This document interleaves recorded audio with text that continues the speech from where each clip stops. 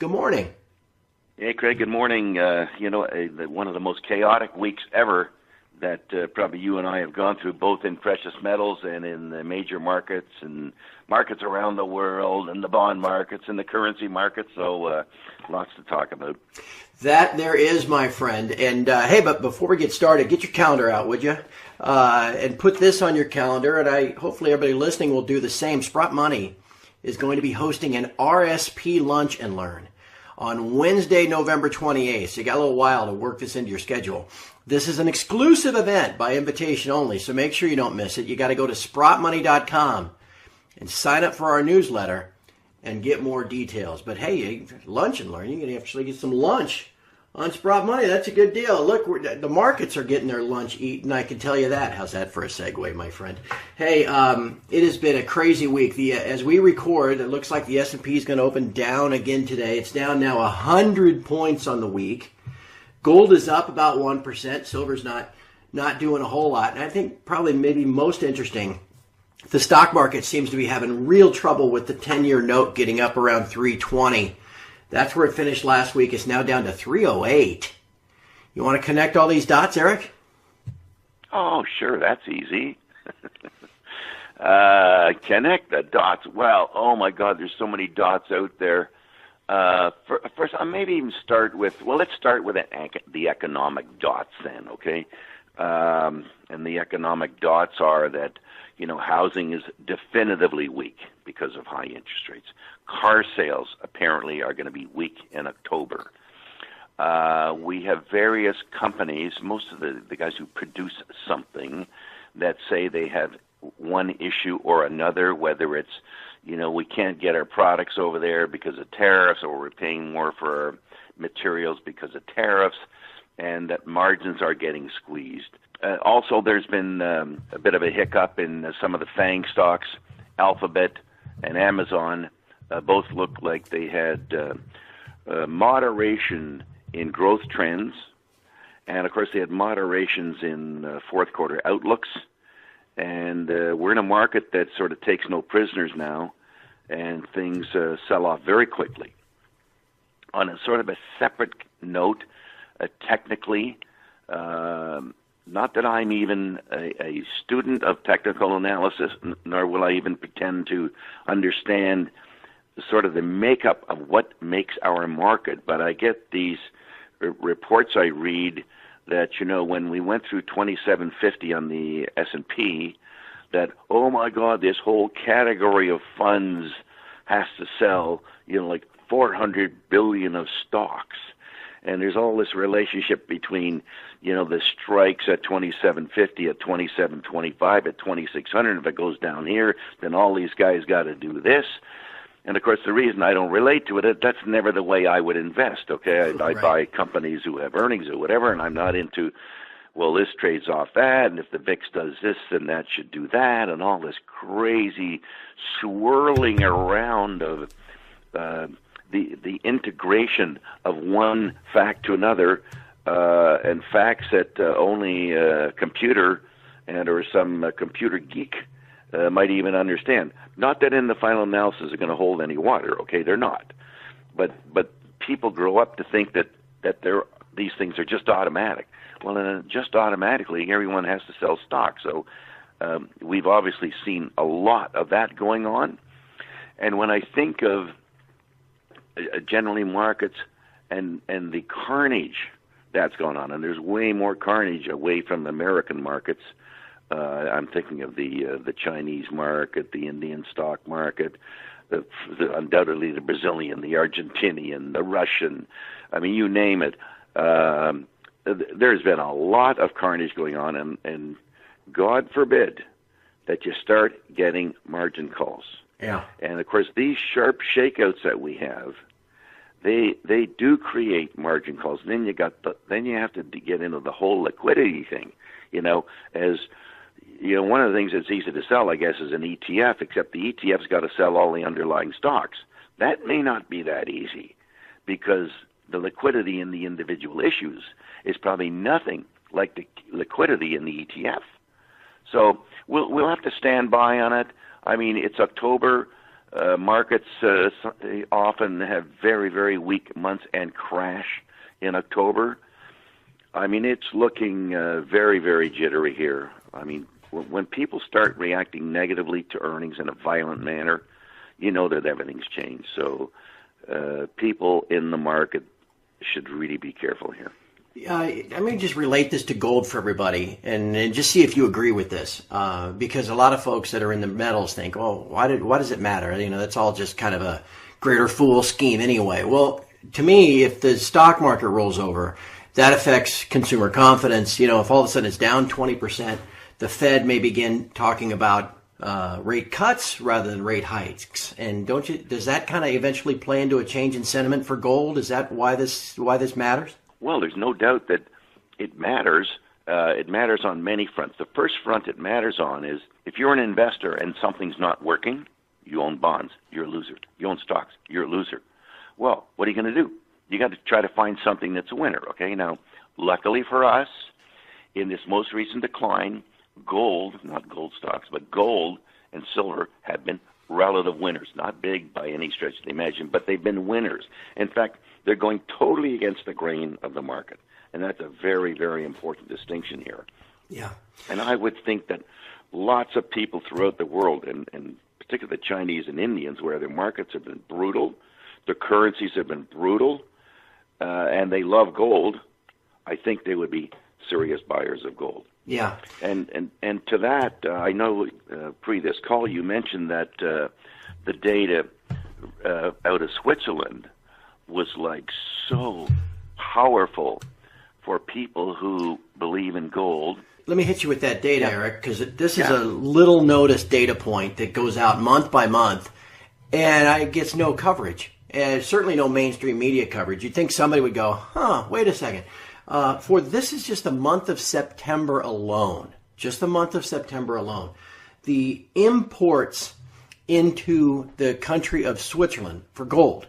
And why Switzerland? Because Switzerland is where all the refiners are. Exceeded about 180 metric tons, and 92 metric tons came from the UK. 92 metric tons were imported into Switzerland out of the UK, which does not mine gold. I mean, aside from the little leprechauns with their pots at the end of the rainbow, they don't have any gold there, right? So where does that gold come from that goes to Switzerland? Well, it mainly comes from the UK, and then it leaves Switzerland after it's been re-refined into kilobars, and 38 metric tons went to China, another 29 metric tons went to Hong Kong. Eric, you would think some investigative journalists would kind of start sniffing around saying, hey, where is this gold coming from? How does this work? But it apparently doesn't happen. And there's no question that this is central bank gold, okay? It has to be central bank gold or gold being loaned, let's say, from the ETF to a bank, to a commercial bank, and then going over to Switzerland. And there was another data point you had that I think the U.S. exported 33 tons in the same month to Switzerland, but you only produced 22 tons. Yep. So again, where does 11 tons come from? You know, that's not an insignificant amount of gold here. So those numbers are just overwhelming. That there was this huge demand for gold by Asia, let alone, I'm sure, Europe as well, because they're no fools, and their market's been weaker than the North American market, the stock market. And, of course, they have all the worries over there of whether it's Brexit or Italy. I mean, whether it's the ECB going to stop buying bonds at the end of December. They got lots to worry about over in Europe, and they like gold, too. Yeah. So you have lots of reasons for people, the majority of people in the world, to want to buy gold. And maybe, yes, the central banks keep supplying it, and maybe, yes, as we saw in the Commitment of Traders report last week, when all this buying came into the commodity markets, that the commercial banks shorted the futures to them in huge quantities, and it was a very big disappointment for us all that we might have thought that the banks would step aside this time. But believe me, they didn't. I mean, the amount of gold they sold last week was stunningly large as gold was about to go up.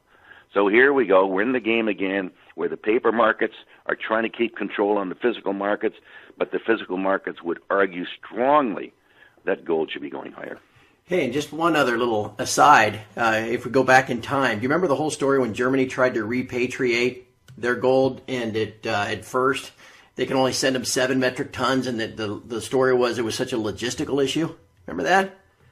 Yeah, I remember it very well. But there was not a logistical issue shipping 92 metric tons in 1 month. No. Interesting. All right, Eric, the other interesting news I want to touch on this week was just the slaughter yesterday of the majors, Goldcorp, Barrick, and the like, after their earnings. Can you just explain to everybody why it is that majors have such a terrible trouble making money at any gold price, and maybe the advantages to not owning majors in your portfolio? I mean, I wish I could honestly explain. I mean, the one thing, that would have negatively affected them in the quarter, of course, is the fact that the price of gold was down, I guess, well over $100 an ounce. So, for guys like Goldcorp that are producing whatever their number is, 500,000 ounces, I mean, that's $50 million of less revenue in the quarter. And I think their loss went up by something like that, if not a little more. You would have thought that you would have hoped that at $1,200 gold they could make money. The same is true of Barrick. I think they broke even. I hope I'm not misstating what they did. I mean, Newmont's earnings were the same as they were last year, I think, so they kind of hung in there. Agnico Eagle was weak. I don't know, and maybe I think it might be you pay for past mistakes, if you made some acquisition that really wasn't as well thought out as you might have thought at the time, and you got to take all these write-offs to make up for it. So, of course, I've never been a believer in the large cap companies because they have a tough time surprising on the upside. They do. So where are you going to get the double bagger? You're more likely to find it in a sort of a medium to small size company and or explorer. And, of course, that's played out. Unfortunately, from my perspective as the chairman of Kirkland Lake, when all the bigs have lousy earnings, the reason to own the ETF is kind of diminishing, and we're in the ETF. Yeah. So we get sold off, and our earnings will be out on October 30th. They will be not unexpected. I think we'll be in line with whatever the forecasts are, because we had a good quarter production-wise, and yes, we had to take a bit of a hit on the price of gold, but by the same token, we had increased production. So hopefully, when the numbers all work out, one will offset the other. So yeah, it's been a tough time for the majors, and the majors have hurt everyone, quite frankly. And Eric, just quickly here as we wrap up, one of the companies that we've spoken about the last couple of weeks is this RNC or Royal Nickel, and these massive gold nuggets. People have probably seen the stories in the news about the largest gold nuggets ever unearthed.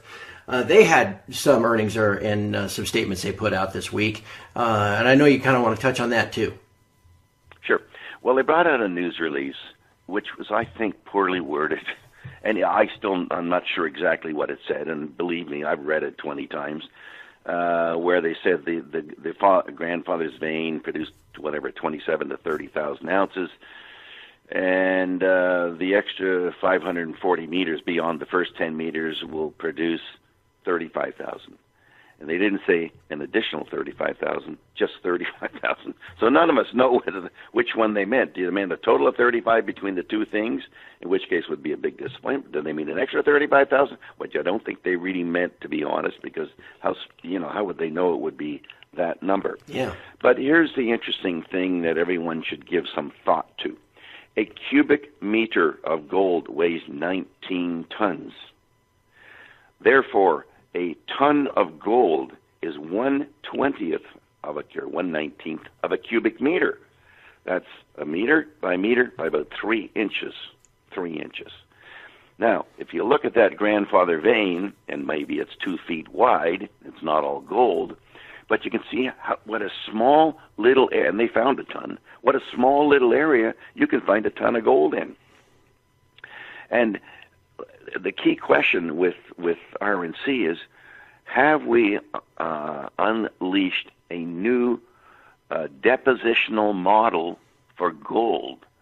And there's some thought that it is a new depositional model. It hasn't been proven, but I can tell you that there's probably 4 or 5 different places on that property where they have seen that kind of manifestation before at different levels and in different structures. And of course, they got 4 structures that I think on average each go about 4 kilometers. So we got a lot of opportunity to see whether this we're going to have a new theory. I'm about to read a paper on the weekend, which will be a heavy-duty geological paper, which I won't understand. I'll try to summarize it for the layman, as I hope it's summarized for me, the layman, just about how that gold did manifest itself down there. So hopefully I might have more to report next week. But I find it intriguing to study what's going on down there, and I'm trying to make sure that if it's going to be different, that one takes advantage of it, because if it works, it's a multi-bagger. If it doesn't work, maybe you lose 50% of your money.